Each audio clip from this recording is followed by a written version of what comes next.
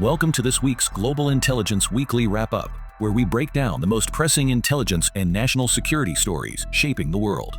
With over 25 years of experience in intelligence and law enforcement, Neil Bisson, director of the Global Intelligence Knowledge Network and a retired intelligence officer with the Canadian Security Intelligence Service, brings you expert insights into the key developments you need to know.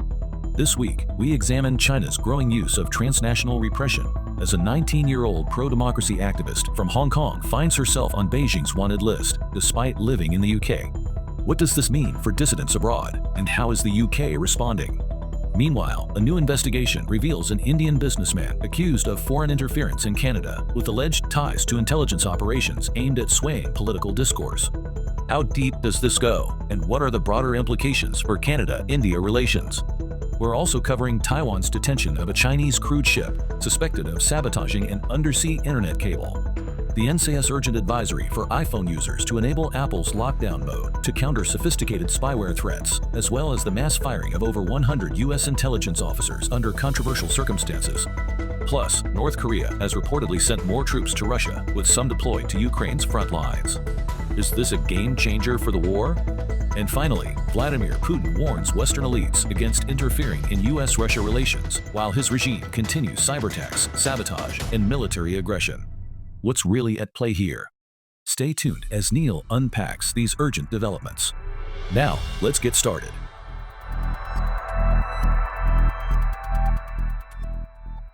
Hello everyone, and welcome back to another episode of Global Intelligence Weekly Wrap-Up. I'm Neil Bisson, your host and the director of the Global Intelligence Knowledge Network. The world is seeing some major political shifts again this week that will be unprecedented and will have effects on global security and intelligence sharing. But like every week in the world of intelligence, there's a lot to cover. So let's get started. For our first story, we're looking at the case of Cheung, a 19-year-old pro-democracy activist from Hong Kong now living in the UK.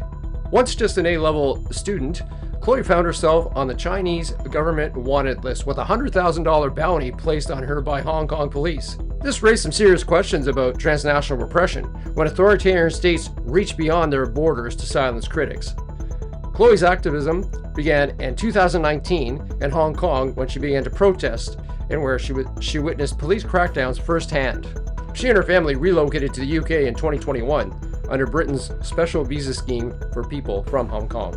However, even in exile, she has remained outspoken, working for a pro-democracy NGO and advocating for the rights of people from Hong Kong. In December 2024, Hong Kong police issued arrest warrants for Chloe and 4 others, accusing them of violating the national security law, Beijing's sweeping legislation that criminalizes dissent even abroad. Chloe now faces serious risks, as China has been known to use intimidation, surveillance, and even violence against dissidents overseas. This case isn't just one of activists. It's a clear example of China's broader strategy of transnational repression. We've seen similar cases where Hong Kong dissidents abroad have been harassed, attacked, or had their families in Hong Kong targeted as leverage. This Chinese government has been cracking down on Hong Kong dissidents since the 2019 protests. In 2020, Beijing imposed a national security law which severely restricted freedoms in Hong Kong. Since then, independent newspapers have been shut down, activists have been imprisoned, and many have been forced to exile. Chloe isn't alone. Her name joins a growing list of activists targeted by Chinese authorities. This follows previous arrest warrants for prominent figures like Nathan Law, Simon Cheung, and others who have fled to Hong Kong but continue their advocacy abroad. UK has responded with a strong retort, with Foreign Secretary David Lammy stating that the government will not tolerate foreign intimidation on British soil. However, as UK-China relations evolve, particularly in trade, there is a concern that political pressure to hold China accountable may weaken. Chloe herself has spoken out, saying she refuses to be silenced despite these risks. She's been actively lobbying in Westminster, recently meeting with Prime Minister Keir Starmer and Shadow Foreign Minister Petri Patel. Patel reinforced the need to push back against transnational repression, stating, "We must not give an inch to any transnational repression in the UK." However, there are real concerns that the UK may not be doing enough. In recent years, there have been reports of Chinese state-linked intimidation tactics against dissidents abroad. Last May, British police arrested 3 men accused of gathering intelligence on Hong Kong activists in the UK. One of them was later found dead under suspicious circumstances. This case highlights how authoritarian regimes are expanding their reach beyond their borders. The use of arrest warrants and bounties against activists like Cheung signals Beijing's willingness to intimidate and silence critics, even in democratic nations. Some key questions come to mind. How will countries like the UK respond?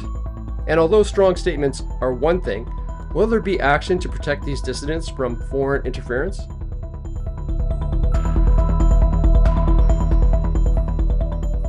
We move on to Canada for our next story, where we're delving into a pressing issue that strikes at the heart of national security and sovereignty: foreign interference. Our focus is on a global news investigation titled "Canada Accuses Indian Businessmen of Foreign Interference Disinformation." This report sheds light on the alleged activities of the Shrivastava Group and its attempts to influence Canadian politics and public opinion.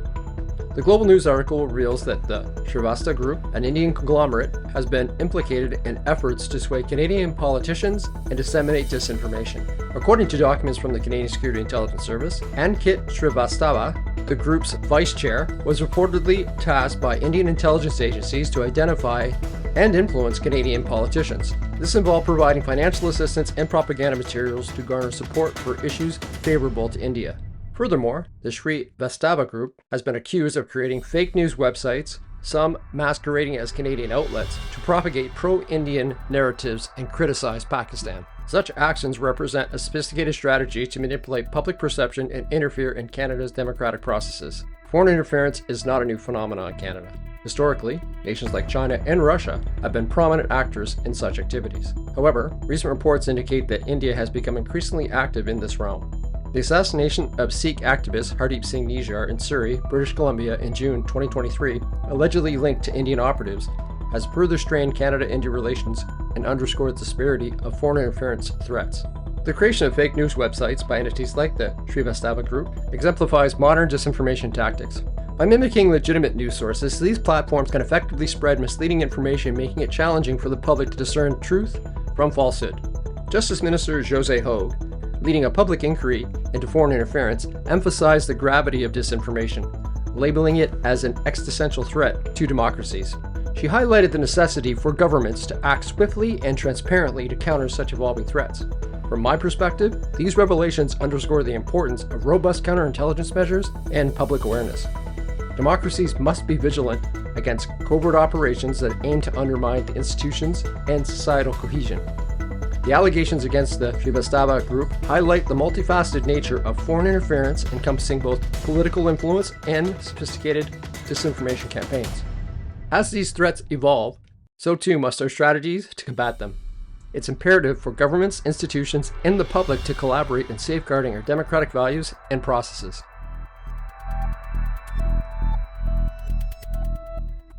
In the next story, we turn our attention to a critical infrastructure issue with profound national security implications: the vulnerability of undersea internet cables.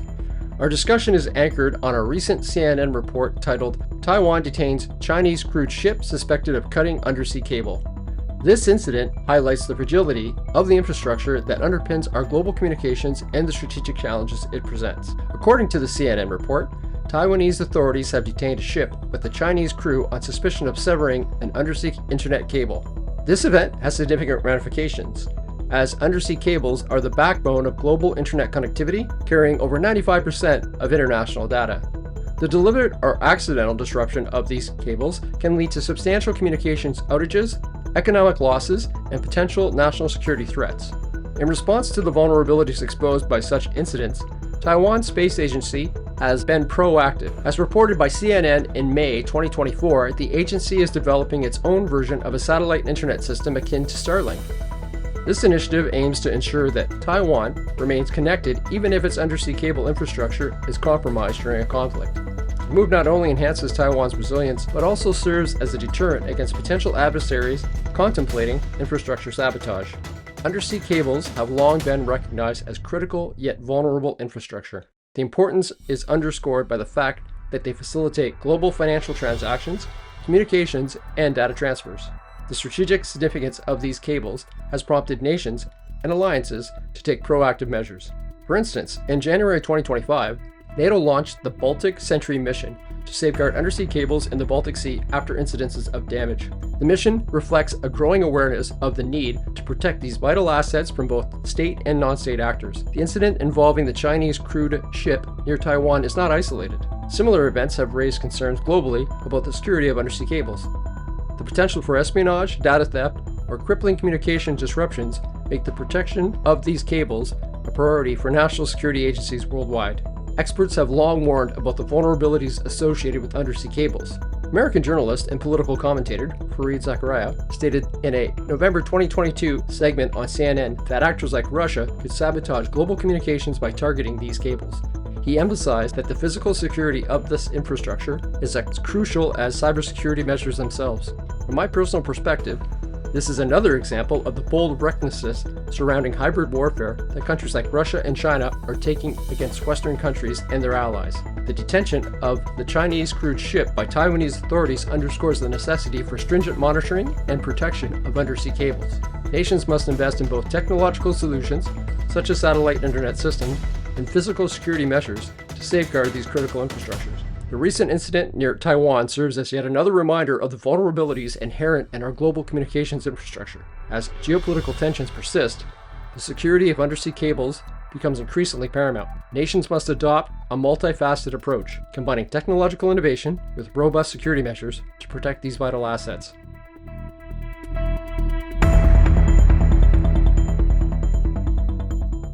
Our next story focuses on a critical cybersecurity advisory that affects millions of iPhone users worldwide. The National Security Agency, or NSA, has recently recommended enabling Apple's lockdown mode to counter sophisticated spyware threats. This discussion is based on insights from a Forbes article entitled "Spy Agency Tells iPhone Users Turn on Apple Security Feature." The Forbes article highlights the NSA's advisory urging iPhone users to activate Apple's lockdown mode. This feature, introduced to combat advanced spyware attacks, significantly restricts device functionality to minimize potential vulnerabilities. By limiting certain features, lockdown mode reduces the attack surface available to malicious actors, thereby enhancing the device's security posture. The NSA's recommendation stems from increasing concerns over sophisticated spyware capable of infiltrating devices without user interaction, known as zero-click attacks. Such malware can access sensitive data, monitor communications, and compromise personal and professional information. Enabling lockdown mode serves as a proactive measure to protect against these advanced threats. Zero-click attacks have become a prominent concern in the cybersecurity landscape. Unlike traditional malware that requires user interaction, these attacks exploit vulnerabilities to gain control over devices silently. Notable incidences, such as Operation Triangulation, have demonstrated the potential for widespread compromise of devices through such methods. In response to these threats, Apple introduced lockdown mode as part of its ongoing efforts to enhance user security. This feature is designed for individuals at heightened risk of targeted attacks, including journalists, activists, and government officials. By enabling lockdown mode, users can add an extra layer of defense against sophisticated cyber espionage tools. Cybersecurity experts emphasize the importance of proactive measures in safeguarding personal devices. The NSA's advisory aligns with best practices for individuals who may be targeted by advanced, persistent threats. While lockdown mode imposes certain limitations on device functionality, the trade-off is a substantial increase in security. From the perspective of a retired intelligence professional, enabling lockdown mode is a prudent step to those who have to deal with sensitive information or believe they may be targets of sophisticated cyber attacks.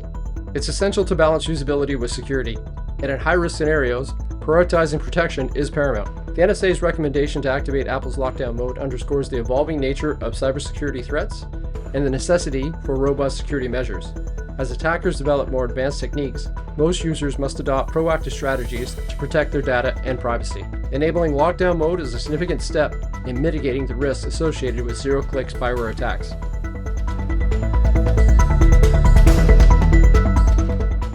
Our next story delves into significant development within the U.S. intelligence community. Recent reports indicate that Director of U.S. National Intelligence, Tulsi Gabbard, has terminated over 100 intelligence officers. The official reason provided centers on allegations that these individuals participated in inappropriate discussions on a secure government messaging platform. This action has sparked discussions about the underlying motivations and broader implications of such a substantial dismissal. The administration cites misconduct related to obscene and sexually explicit discussions on Interlink, a secure platform designed for operational communications. Engaging in such discussions on a professional platform raises legitimate concerns about professionalism and the appropriate use of government resources. However, this event occurs within a broader context of the current administration's efforts to reshape federal agencies. It also does not account for any considerations of the rights of the workers. There has been a notable pattern of dismissals in the United States across various sectors, including intelligence, law enforcement, and the military. Many of these actions have been justified on the ground of eliminating inefficiencies, addressing perceived corruption, and dismantling diversity, equity, and inclusion programs. Federal agencies have been directed to submit plans for significant staff reductions, with the goal of removing underperforming employees and reducing non-essential roles. Additionally, the administration has faced scrutiny due to legal challenges involving President Trump. Notably, there have been indictments related to alleged mishandling of classified documents at a Mar-a-Lago estate and charges concerning hush money payments to adult film star actress Stormy Daniels. These legal challenges have shaped many of the administration's decisions regarding personnel and agency restructuring. The dismissal of over 100 intelligence officers is unprecedented in this scale. While the official justification pertains to misconduct, it is essential to consider the broader pattern of personnel changes within federal agencies. The administration has actively worked to dismantle DEI programs, advocating for a shift towards merit-based systems. This approach has led to significant restructuring and the removal of individuals associated with previous initiatives. Moreover, the legal challenges facing President Trump have intensified the administration's focus on loyalty and alignment within federal agencies. The intersection of these issues with the recent dismissals raised questions about potential motivations beyond the stated reasons. Critics argue that the mass firings may serve dual purposes, addressing misconduct and facilitating the replacement of personnel with individuals more aligned with the administration's current policies and perspectives. This perspective suggests a strategic effort to reshape the intelligence community in a manner which is consistent with the administration's objectives.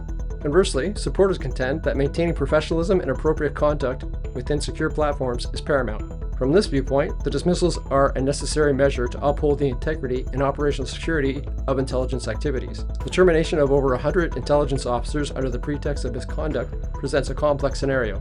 While the official reasons highlighting concerns about professionalism, the broader context of administrative restructuring and ongoing legal challenges suggest additional layers of motivation. This development prompts critical questions about the balance between ensuring professional conduct and potential political influences within the intelligence community. As this situation continues to evolve, it remains imperative to monitor how these actions impact the effectiveness and impartiality of intelligence operations. We head to South Korea for our next story, where we're examining reports from their intelligence agency that North Korea has deployed more troops to Russia, with some being repositioned on the front lines in Ukraine's western Kursk region. The exact number remains uncertain, but estimates suggest that at least 1,000 troops have been added. This deepens the military collaboration between Moscow and Pyongyang, raising concerns over the battlefield dynamics and the broader geopolitical consequences.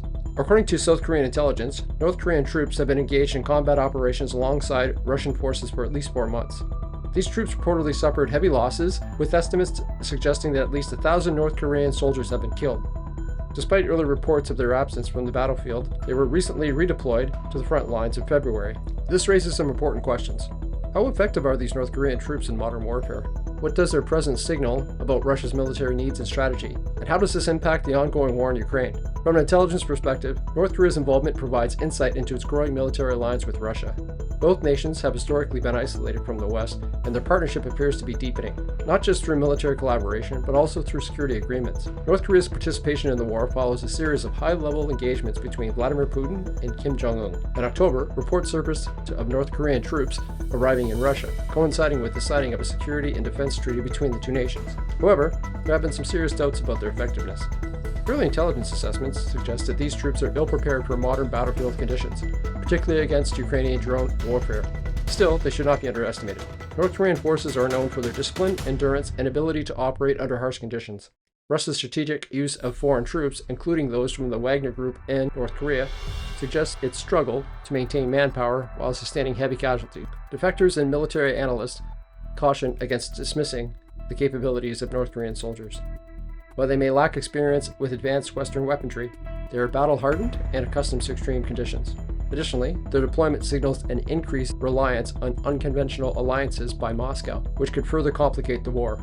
Ukrainian President Vladimir Zelensky has acknowledged the return of North Korean troops to the front line, reinforcing concerns about escalating foreign involvement in the war. North Korea's growing military engagement in Ukraine is another example of how global alliances are shifting. This isn't just a war between Russia and Ukraine, it's increasingly drawing in other nations, whether through direct military assistance or strategic partnerships. Looking ahead, we have some key questions. Will North Korea continue sending more troops, and at what cost? How will Ukraine and its allies counter this development? Could this set precedent for other nations to get further involved? I'll be keeping a close eye on these developments.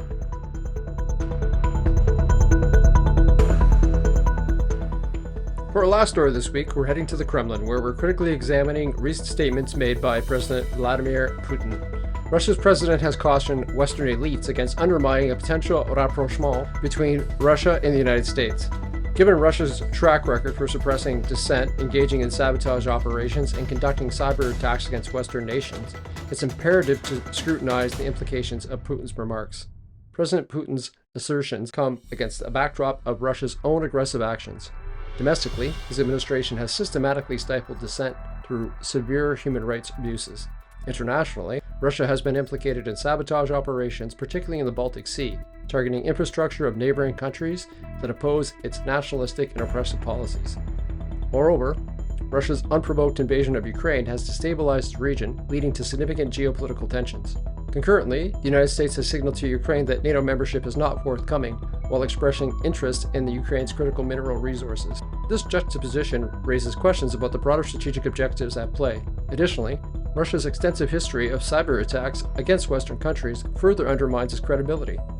These actions have targeted critical infrastructure, electoral processes, and private enterprises, posing significant threats to national security and democratic institutions. Historically, Russia has employed a dual strategy of internal repression with external aggression to consolidate power. The resurgence of Soviet-era tactics, such as punitive measures to silence political dissidents, exemplifies the lengths to which the Kremlin will go to maintain control.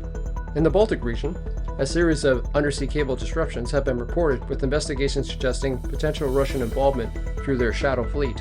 These incidences have prompted NATO to enhance surveillance and security measures to protect vital infrastructure. The invasion of Ukraine shows Russia's willingness to violate international law to achieve its geopolitical aims. This aggression has not only led to widespread human suffering, but has also strained Russia's relations with the global community. While President Putin portrays himself as a defender against Western interference, his actions tell a different story. The suppression of dissent within Russia, characterized by the detention of political activists and the enactment of repressive laws, highlights a regime intolerant of opposition.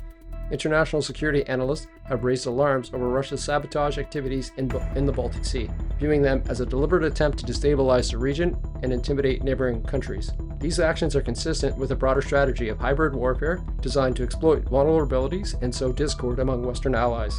Cybersecurity experts have documented numerous instances of Russian-sponsored cyber attacks, emphasizing the sophisticated nature of these operations and the potential disruption of critical systems. Such activities reflect a broader strategy to undermine the security and stability of Western nations. President Putin's warnings about Western elites sabotaging U.S.-Russia relations appears disingenuous when contrasted with Russia's own actions. Kremlin's suppression of internal dissent, engagement in sabotage operations, unprovoked military aggression, and persistent cyber attacks collectively pose a significant threat to Western freedom and global stability. This, taken in consideration with veiled threats that Putin would use the FSB to strike back against any Western elites who sabotage the rapprochement, is a clear indication that this totalitarian approach to diplomacy has not changed. As we navigate these complex geopolitical dynamics, it's crucial to remain vigilant and critically assess the narratives presented by authoritarian regimes. Understanding the broader context of these actions enables us to better protect our democratic institutions and uphold the values of freedom and human rights. Well, that's it for this week. As always, the links to the open source stories are in the transcript. If you appreciate getting the world of intelligence in 30 minutes or less, think about becoming a supporter of the show through either Buzzsprout or Patreon. Thanks for listening, and be sure to share, like, and leave a comment. Until next week, stay curious, stay informed, and stay safe. That's a wrap on another episode of Global Intelligence Weekly Wrap Up. From China's transnational repression and more alleged foreign interference in Canada to Taiwan's undersea cable concerns, North Korean troops in Ukraine, and Putin's latest warnings, today's stories reveal the complex and ever-shifting landscape of global intelligence. Delivering these in-depth analyses takes time, expertise, and a commitment to uncovering the intelligence stories that matter most. Each episode is built on extensive research, careful analysis, and decades of experience in intelligence and law enforcement. If you found today's insights valuable, consider liking, sharing, or leaving a comment. It helps expand the conversation and grow the podcast's reach. And if you would like to support the show and help keep these intelligence briefings coming, you can do so through Patreon or Buzzsprout. Whether it's a one-time contribution or ongoing support, every bit helps us continue delivering expert analysis on the security issues shaping our world. You'll find the links in the show notes. Thank you for listening. And as Neil always says, stay curious, stay informed, and stay safe. See you next week.